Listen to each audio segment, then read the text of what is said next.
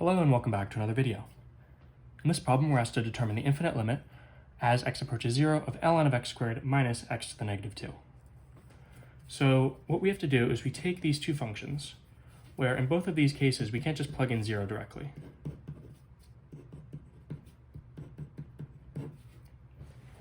And we say, okay, what happens if we're plugging in values that are approaching 0? So let's start by approaching 0 from the left, and then we'll do approaching 0 from the right. So ln of numbers approaching 0 from the right squared minus x squared is 1 over x squared. Sorry, x to the negative 2 is 1 over x squared. Approaching 0 from the right squared. So the graph of ln of x looks a little bit like this. So as we're approaching, and I should just specify, if we're approaching 0 from the right, squaring it doesn't do anything. So this is the same as this.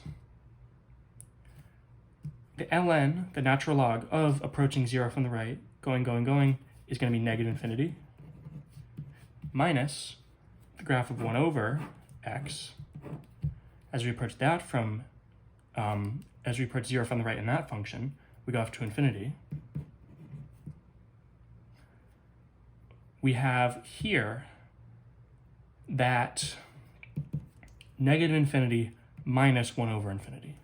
This is negative infinity minus 0, which is negative infinity.